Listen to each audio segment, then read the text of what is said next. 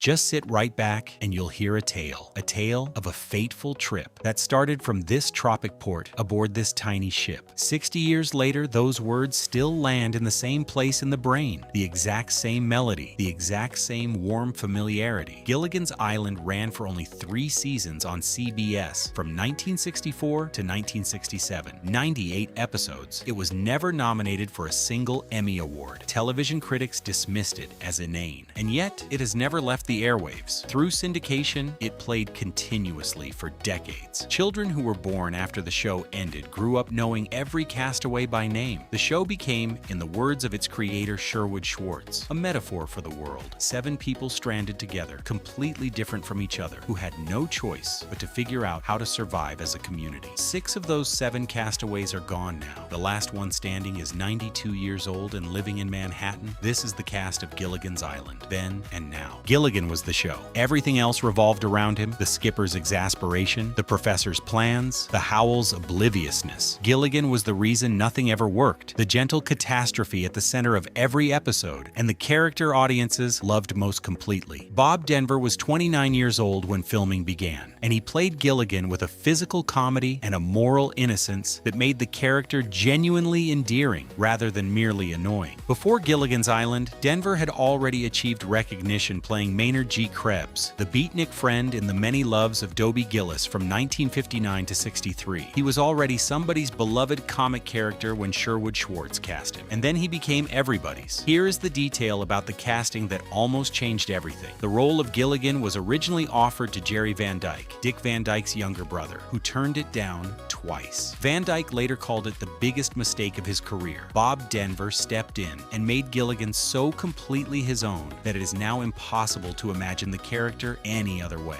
After the show ended, Denver continued to work, but Gilligan followed him everywhere. He visited sick children in hospitals in costume. He became a radio personality in West Virginia with his wife Dreama. In 2002, he was diagnosed with throat cancer. On September 2, 2005, Bob Denver died at Wake Forest University Baptist Medical Center. He was 70 years old. Gilligan always meant well, and things always went wrong. Bob Denver always meant well, and things in the end went right. A long marriage, a life of genuine gratitude, and the knowledge that he had made an extraordinary number of people genuinely happy. The skipper loved Gilligan. That was the engine of the show's emotional dynamic. The large, warm, endlessly exasperated man who called his inept first mate little buddy and meant it completely. Alan Hale Jr. was 43 years old when the show began, and he played the skipper with a physical expansiveness and genuine affection that translated directly onto screen. Hale came from acting royalty in the most literal sense. His father, Alan Hale Sr., was a celebrated Hollywood character actor of the silent film era. The son built a career across more than 200 film and television appearances before Gilligan's Island gave him the role of his life. After the show ended, he embraced the skipper completely rather than distancing himself from it. He opened Alan Hale's Lobster Barrel restaurant on La Cienega Boulevard in Los Angeles, where he regularly greeted diners in full skipper costume. He made personal appearances with Bob Denver at hospitals and fan events. He reprised the role in all 3 reunion television films. In 1989, Alan Hale Jr. was diagnosed with thymus cancer. On January 2, 1990, he died at St. Vincent Medical Center in Los Angeles at 68 years old. Per his wishes, his ashes were scattered in the Pacific Ocean. Dawn Wells was present at the scattering, representing the surviving cast. The skipper always got back up, always adjusted the captain's hat, and tried again. Alan Hale Jr. spent his whole life in that hat, and it suited him entirely. Thurston Howell III was the millionaire, the man who had brought enough luggage for a year on a 3-hour tour, who referred to his money with an affectionate familiarity that other people reserve for close friends. Jim Backus was 51 years old when the series began, and he played Howell with a comic grandeur that made the character irresistible, even at his most absurd. Backus was already one of the most recognizable voices in American entertainment before Gilligan's Island. He was the voice of Mr. Magoo, the nearsighted animated character he had been playing since 1949. He had played James Dean's father in Rebel Without a Cause. He had appeared in It's a Mad, Mad, Mad, Mad World. He brought enormous professional credibility to what critics considered a lightweight assignment. The comedy between him and Natalie Schafer, who played his wife Lovey, was one of the show's great pleasures. And the affection between them felt real because Backus and Schafer were close friends in life as well as on screen. After the show, Backus was diagnosed with Parkinson's disease, which gradually limited his ability to work. On July 3, 1989, Jim Backus died in Los Angeles at 76 years old. He was the first member of the main cast to die. Thurston Howell III believed money solved every problem. Jim Backus knew better and spent his career doing something no amount of money can replicate, which is making people laugh with total conviction.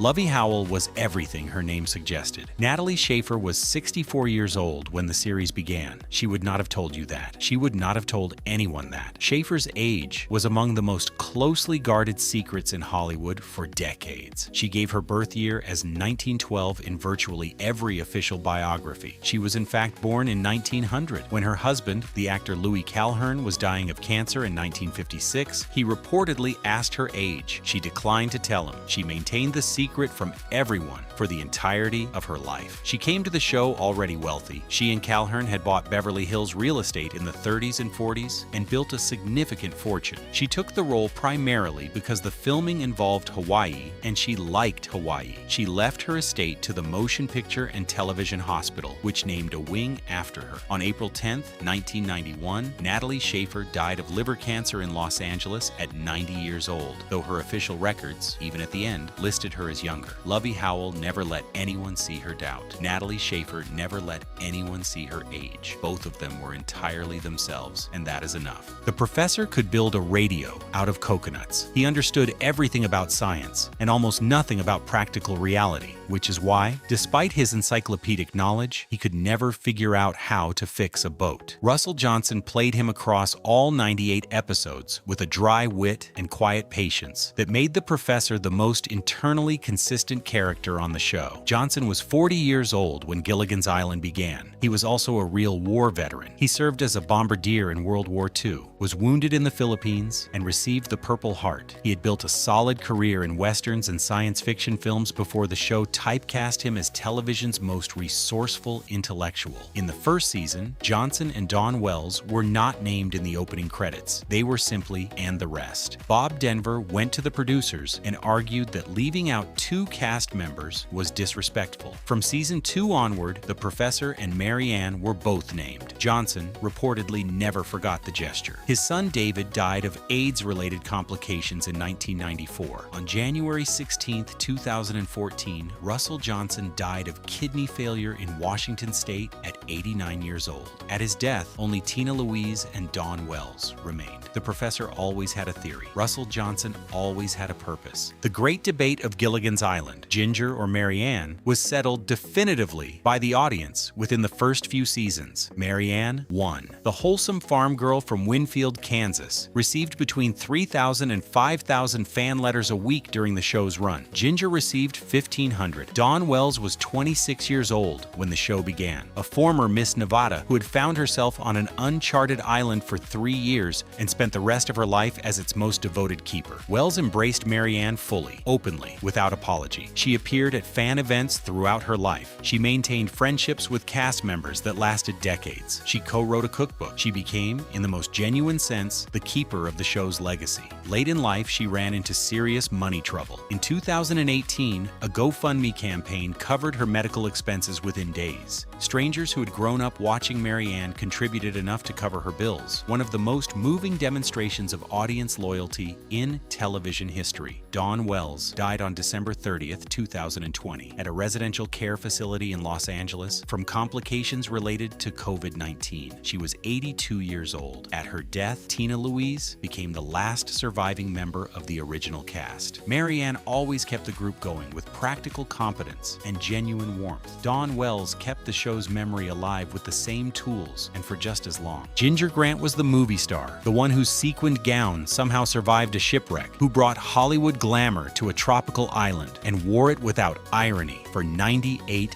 episodes. Tina Louise was 30 years old when the show began, the castaway who had arrived with the most established career, a Golden Globe nomination for God's Little Acre in 1958, Broadway credits, a film career already underway. She believed she was going to be the star of the show. She was wrong. It was Gilligan's Island, not Ginger's Island. She fought with producer Sherwood Schwartz consistently throughout the run about Ginger's prominence. When the show ended, she was the only cast member who refused to appear in any of the 3 reunion films, the animated series, or most retrospective programming that followed. For years, she maintained a careful distance from Ginger Grant, seeking to be seen as the actress she had been before, the woman who appeared in The Stepford Wives in 1975 and dozens of other projects across a 50-year career. She became a literacy advocate, volunteering to teach reading to New York City school children for decades. She wrote children's books, she took up painting, she recorded an album of standards. Then gradually something shifted. She attended reunions. When Dawn Wells died in 2020, she issued a statement of genuine grief. In 2026, Tina Louise is 92 years old, living on Manhattan's East Side, the sole survivor of a cast of 7. Ginger Grant never stopped trying to get rescued. Tina Louise spent decades trying to escape her most famous role and eventually made her peace with it, which may have been the harder journey. In the episode titled Gilligan Meets Jungle Boy, first broadcast on February 6, 1965, a young boy who has been living alone on the island since infancy is found by the castaways. He doesn't speak and has been raised entirely by the island's wildlife. Kurt Russell was 14 years old. He had been signed by Disney the previous year and was already being positioned as one of the studio's next generation of young stars. The episode is memorable today, not for the plot, but for the photographs. Russell and Bob Denver, Russell with the cast, a 14-year-old future Hollywood leading man on a CBS soundstage, grinning with the effortless self-assurance of someone who doesn't yet know quite how famous he's going to become. What came after is one of the most remarkable career trajectories in Hollywood history: Escape from New York, The Thing, Big Trouble in Little China, Stargate, Guardians of the Galaxy, Volume 2, playing Ego, the Living Planet. He has been with Goldie Hawn since 1983. They have never married and have spoken warmly about why they don't need to. In 2026, Kurt Russell is 74 years old and still one of the most respected actors of his generation. In the episode titled The Producer, broadcast in 1966, a famous Hollywood film producer named Harold Hecuba crash lands on the island while scouting locations. The castaways immediately realize their ticket off the island is in front of them, but Hecuba has other ideas. He decides to produce a musical version of Hamlet on the island, escapes in the night, and leaves the castaways behind. Phil Silvers played Harold Hecuba at 50 years old with a broad, gleefully mercenary energy that made the episode one of the show's most beloved. Silvers was already a legend. He had spent years playing Sergeant Ernie Bilko on The Phil Silvers Show, earning 4 Emmy Awards, one of the great comic performances in American television history. He was a Tony Award winner and one of the fastest, most precise comic minds of his generation. His appearance on Gilligan's Island elevated the episode into something briefly resembling